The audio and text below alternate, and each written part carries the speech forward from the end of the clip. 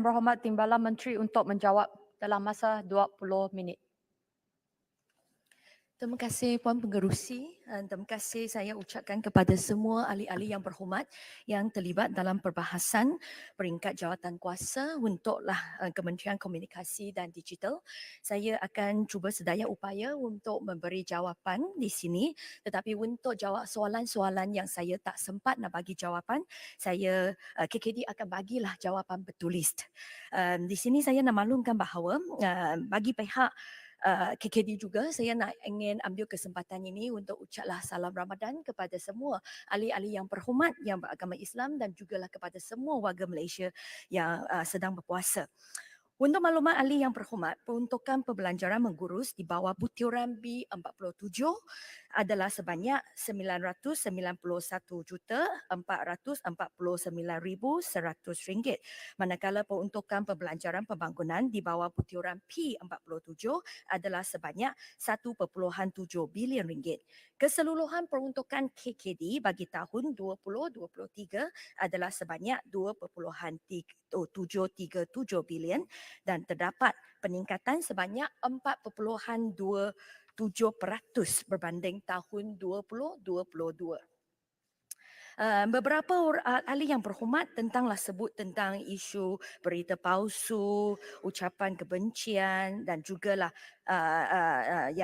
kandungan yang bersifat fitnah, palsu dan tidak memoral di media sosial. Saya nak menyatakan di sini antara langkah-langkah yang diambil dalam mencegah dan menyekat penularan maklumat serta kandungan palsu di media sosial yang diambil oleh kementerian adalah seperti berikut.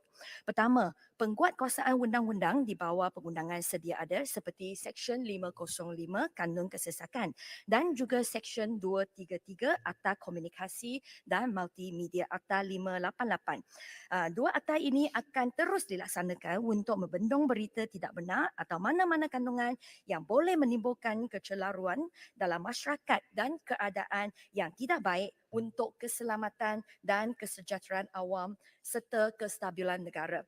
Selain daripada itu, memang KKD juga akan mengadakan kolaborasi dengan pihak platform media sosial seperti TikTok, Facebook, Twitter, Google dan lain-lain supaya kolaborasi ini boleh sentiasa diperkukuh dan diperkasakan terutamanya dalam usaha menurun atau memadam kandungan yang menyalahi undang-undang sedia ada. Dari tahun 2021 sehingga Januari 2023, sebanyak 458 kandungan meliputi berita dan kandungan palsu telah diturunkan oleh platform media sosial. Ini selari dengan piawaian komuniti yang ditetapkan oleh pihak platform media sosial yang berpangkalan di luar negara. Tetapi di sini saya nak menegaskan bahawa KKD tiada pengetahuan kenapa TikTok Live yang berhormat Arau ditutup semalam semasa perbahasan beliau. Saya rasa tuduhan beliau bahawa TikTok Live beliau ditutup oleh sebab KKD mengadakan kolaborasi dan perjumpaan dengan platform media sosial itu adalah tidak bertanggungjawab. Kalau beliau memang berani, bolehlah keluar ke Dewan dan ulangkan sekali lagi tuduhan beliau supaya tindakan undang-undang boleh diambil. Saya rasa sebagai seorang ahli parlimen sekarang yang memang mempertahankan hak kebebasan bersuara, saya nak tanya, semasa saya sendiri disiasat di bawah oleh pihak PDRM, oleh sebablah saya retweet ataupun saya repost satu kandungan di Facebook, kenapa beliau tidak mempertahankan saya? Jadi saya nak cakaplah sebagai seorang ahli parlimen yang memang veteran, yang cukup senior, cyber security bukan tentang TikTok, tentang platform TikTok. Kita cakap cyber security bukan tentang platform media sosial. Jadi jangan salah guna platform Dewan Rakyat dan jangan salahlah petiklah itu butiran. Sebagai seorang ahli parlimen yang cukup senior, saya rasa kesalahan seperti ini tidak wajar. Minta penjelasan Yang Hormat. Saya tadi bertanya, bukan saya cabar. Saya Muhammad, bukan kerja saya pergi sana cabar cari lawyer, nak bagi lawyer kerja. Itu bukan kerja saya, bukan kerja kami. Okey, kalau yang berhormat tanya, saya nak kalau cakap saya di tak boleh sini, tanya di parlimen ni, tidak, KKD Yang tidak Muhammad, pengetahuan. kalau tidak, Yang Muhammad Kenapa? jawab tidak. Yang Muhammad tu siapa tolong jawab bagi jawapan tu? Pegawai mana? Saya tanya soalan. Apakah kementerian terlibat? Yang Muhammad. Tidak Kalau terlibat. memang tak terlibat, jawab tak Dengar terlibat. dah Yang Berhormat, Ini tuduh. tidak Ini, terlibat. Saya nak tidak teruskan kalau bertanggungjawab. Yang Berhormat Yang tidak Muhammad, berniat untuk kalau dengar saya jawapan. tidak boleh cakap di parlimen, di mana Duduk lah, saya Rau. cakap? Duduk. Arau. Timbalan Menteri sudah jawab. Sudah jawab, sila duduk. Sila jawab. Yang lain jangan tekan mic. Okey. Yang Muhammad, saya minta penjelasan. Kalau kata tidak. Ini cabar pergi keluar. Saya bukan gila babi nak kerja buat yang tu ya. Cabar. Kita kerja lain banyak untuk rakyat. Bukan mencabar. Yang Muhammad kata tidak, jawab tidak. Arau ni bulan puasa ni, sabar-sabar lah Okey, sikit. kalau Yang Berhormat sabar Yang Berhormat Arau, ini bulan Ramadan, bulan yang suci. Biarlah kita semua jaga sabar, mulut kita. sabar. Dengan ni saya tarik Betul balik tak, suara Yang tinggi tu, Berhormat? saya perlahankan. Okey. Arigato. Terima kasih Yang Berhormat. Ini bulan Ramadan. Biarlah kita semua jagalah mulut kita. Ya, saya rasa itu adalah seorang ahli parlimen yang cukup senior yang perlulah menjadi teladan dalam Dewan Rakyat ini. Jadi saya rasa cukup baik kalau Yang Berhormat hanya nak kemukakan soalan itu, saya jawab di sini KKD tidak terlibat. Kalaupun KKD terlibat, saya rasa TikTok live tadi pun KKD akan minta TikTok untuk padamkan.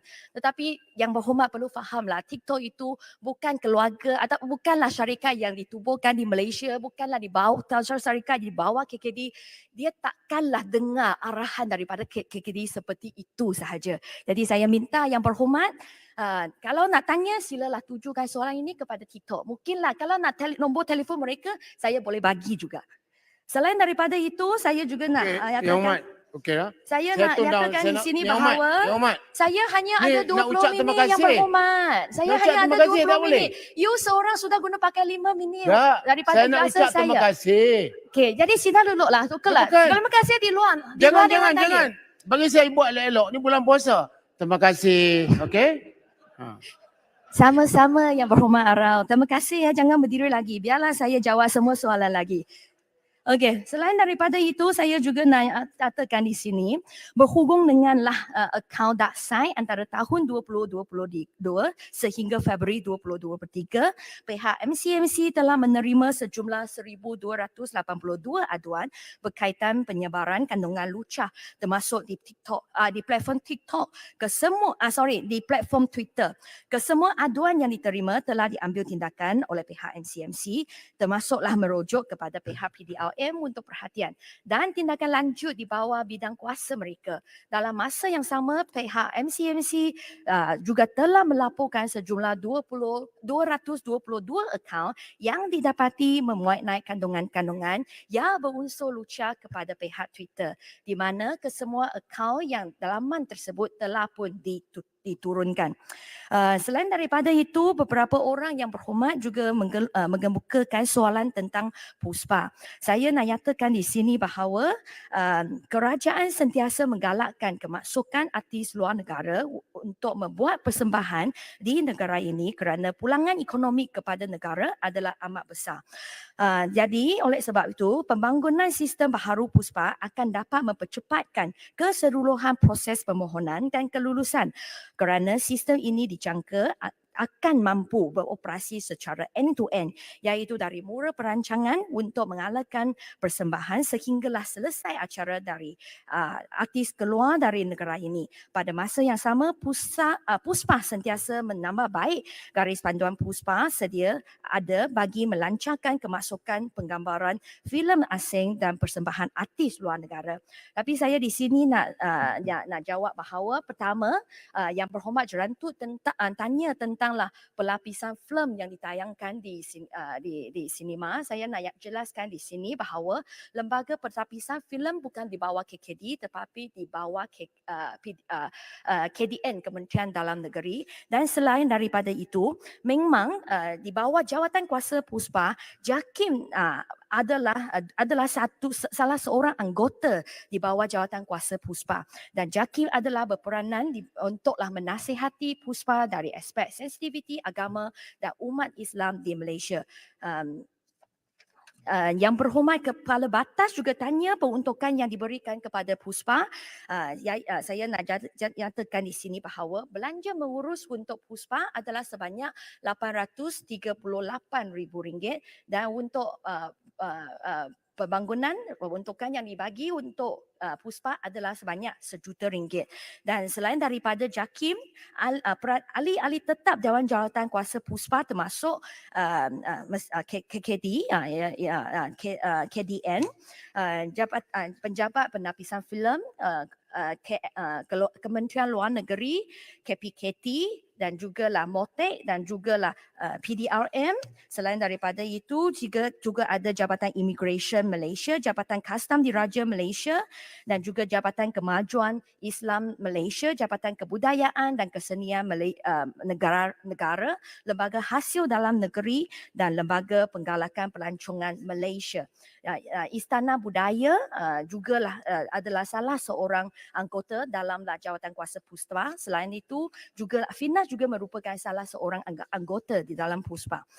Yang berhormat Bangi juga tanya bagaimana apalah rancangan KKD untuk pastikan bahawa kita boleh menarik lebih banyak investor untuk datang ke Malaysia untuklah menghasilkan filem-filem yang bermutu tinggi. Untuk pengetahuan yang berhormat, peruntukan yang diluluskan untuk tahun 2023 adalah sebanyak 25 juta untuklah Film in Malaysia Incentive dengan izin FIMI. Unjaan bayaran komitmen yang perlu dibayar untuk tahun ini sebenarnya adalah 75.5 juta merangkumi 39 projek dan projek yang telah bayar untuklah tahun 2023 adalah sebanyak 14 juta ringgit dan baki komitmen 16 juta ringgit jugalah. Jadi kita perlulah dapatlah peruntukan tambahan daripada MOF untuk pastikan bahawa kita bolehlah teruskan Film in Malaysia Incentive FIMI ini untuk kita menarik lebih banyak penghasil ataupun penggeluar filem untuk datang ke Malaysia dan buat syuting mereka di Malaysia.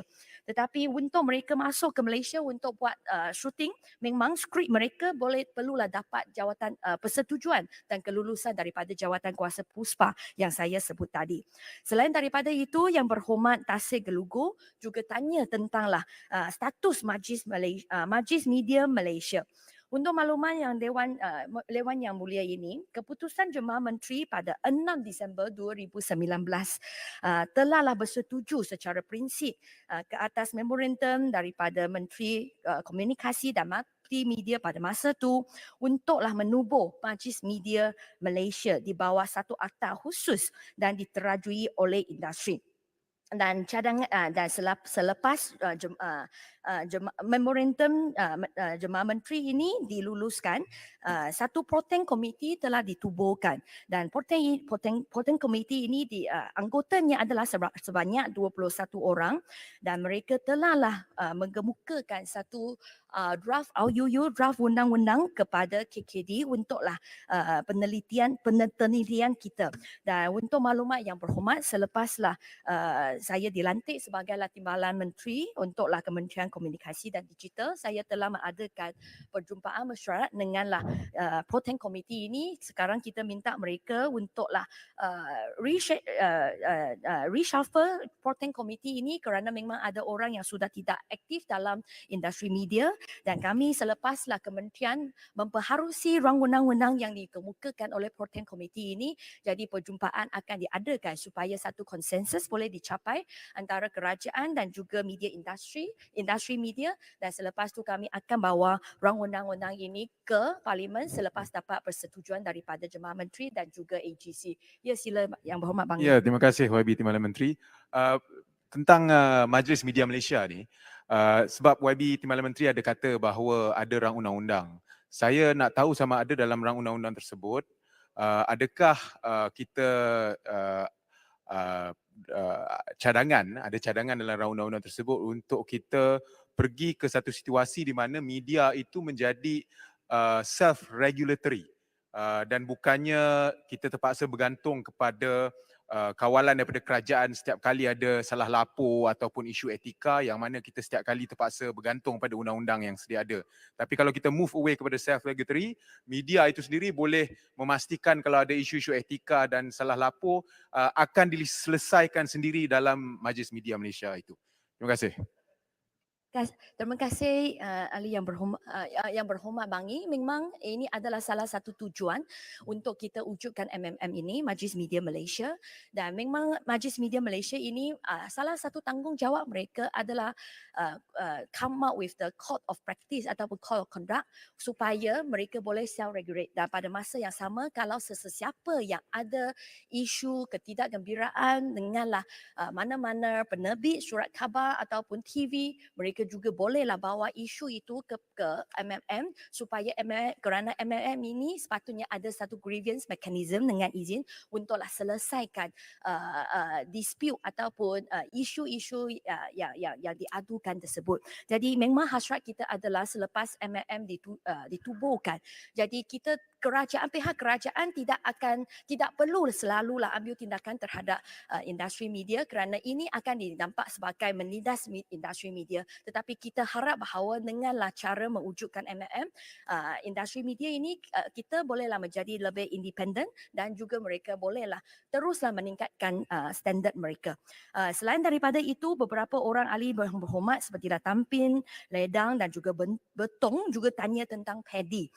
Saya nak jelaskan di sini bahawa peruntukan untuk satu DUN satu paddy ini memang tidak disebut dalam buku anggaran perbelanjaran ini kerana paddy ini akanlah ditubuhkan melalui MCMC dan juga lah mengguna pakai dana pemberian perkhidmatan sejagat ataupun USP fund yang datang dari MCMC. Dan oleh sebab itu kita tak nampak satu peruntukan untuk paddy walaupun satu DUN satu paddy telah disasalkan oleh Yang Amat Berhormat Perdana Menteri semasa pembentangan bajet. Dan paddy yang sedia ada di seluruh negara setakat ini adalah sebanyak 911 dan rancangan kita untuk tahun depan adalah kita berhasrat untuk tahun ini kita berhasrat untuk mewujudkan 186 paddy lagi supaya kita boleh mencapai sasaran bahawa setiap DUN sekurang-kurangnya ada satu paddy. Dan saya harap bahawa tentang untuk jawapan kepada pertanyaan daripada Yang Berhormat Tampin berapa paddy yang telah diwujudkan, saya akan jawab dalam bentuk bertulis lah. Terima kasih. Selain daripada itu, beberapa orang ahli yang berhormat seperti Jerantut, Pendang, Rasa, Kepala Batas juga tanya tentanglah CSM. Saya nak jelaskan di sini bahawa memang kita nampak bahawa CSM ataupun Cyber Security Malaysia adalah agensi teknikal yang membantu banyak agensi kerajaan dan swasta serta industri dalam menangani pelbagai serangan cyber yang turut menghadapi ancaman cyber yang semakin serius. Untuk sejaklah tahun 2017 hinggalah 2021, kita nampak bahawa cubaan serangan laman web yang dicatatkan oleh CSM telah hampir mencecah 800,000 secara kumulatif sebanyak 5 tahun. Pendam. Terima kasih Yang Berhormat Menteri, terima kasih Puan Pengerusi. Saya setujulah bila banyak disebut tadi oleh Yang Berhormat Menteri berkenaan dengan kawalan security kepada serangan Cyberjaya, tapi masih ada lagi. Kita tengok scammer, penipuan di bank-bank juga ni kena KKD kena duduk bincang kenapa perkara-perkara ni boleh berlaku, duit tabung haji, duit bank-bank semua yang dalam simpanan pencen semua dapat dicuri keluar. Jadi makna security kita masih lagi loose. We have look at on that area also to fulfill the kelemahan yang ada di situ sekian. Terima kasih yang berhormat Pendang. Memang ini adalah sebab bahawa kita telah nampak satu peningkatan untuk peruntukan CSM ini telah meningkat dari 9 juta ringgit pada tahun 2022 kepada tahun ini 23 juta ringgit. Tentanglah skam yang memang yang semakin meleluasa, memang saya setuju ini adalah satu situasi yang sangat-sangat membimbangkan kerana untuk bulan Januari dan juga Februari tahun ini setiap bulan NSRC menerima lebih daripada 1,700 kes ataupun aduan yang datang daripada the caller dan sejak untuk 2 bulan ini sahaja reported loss ataupun kerugian yang telah dilaporkan, direkodkan melalui NSRC ini sudahlah mencapai 27 juta ringgit. Dan oleh sebab itu tahun ini kami telah menambah peruntukan untuklah CSM dan CSM akanlah teruslah untuklah ada 3 inisiatif baru iaitu elemen proses, program gerak-gerakan pemekasakan keselamatan cyber kepada PKS dan juga program pensijuran keselamatan digital dan privasi. Dan kedua adalah untuk elemen teknologi iaitu pengukuhan pemantauan pengesanan dan juga ketiga pelaporan ancaman cyber. Kita haraplah bahawa kita bolehlah melalui usaha-usaha ini kita boleh nampak bahawa kita boleh tambah baik keselamatan di cyber security. Dan saya nak jelaskan di sini bahawa peruntukan 23 juta tidak termasuk 10 juta yang dibagi kepada NSRC. Cyber CSM dan NSRC sebenarnya adalah 2 entiti yang berbeza. NSRC ini adalah satu usaha antara PDRN, Bank Negara, MCMC juga terlibat, syarikat telco dan juga National Financial Crisis Center untuklah menangani isu online scam ataupun scam dalam talian ini. Oleh sebab masa saya sudah tak cukup, mungkin saya boleh minta 5 minit lagi untuk jawab tentang JPDP dan juga jendela. Okay. 5 Terima minit kasih, lagi. terima kasih. Saya sangat cepat. Beberapa orang ahli yang berhormat telah tanya tentang JPDP ataupun Jabatan Perlindungan Data Peribadi. Saya ucap terima kasih kepada yang berhormat Bangi, Kuala Kangsar, Pokok Sena, Paya Besar. Memang saya rasa JPDP setakat ini memang kita nampak ada luang untuk kita tambah baik. Saya nak bagi satu contoh. Pada tahun 2019 kes itu dibuka terhadap Malino, tetapi apabila kes itu ditutup pada tahun 2021, walaupun Malino ini dia terlibat dalam satu kes yang ada kebocoran data sebanyak 1.7 juta ringgit, tetapi kompau yang dikenakan hanyalah adalah 37,500 ringgit. Jadi oleh sebab itu KKD berpendirian bahawa Akta Perlindungan Data Peribadi ini ada luang untuk kita tambah baik dan kita harap bahawa kita dalam usaha untuk memperkukuhkan perlindungan terhadap data peribadi dan kita harap bahawa antara cadangan ataupun pindaan yang telah dicadangkan adalah untuk mewajibkan pengguna data untuk melantik pegawai perlindungan data dan juga pastikan bahawa hukuman yang dikenakan adalah setimpal denganlah kebocoran data yang berlaku itu. Apabila rangun-rangun untuk meminda Akta Perlindungan Data Peribadi itu telah siap, kami akan bentangkan pada rangun-rangun itu di Parlimen. Akhirnya banyak soalan lagi tetapi saya hanya nak sentuh tentang jendela kerana banyak ahli yang berhormat tanya. Saya nak menjelaskan di sini jendela merangkumi pelbagai inisiatif untuk menambah baik liputan serta kualiti jalur lebar.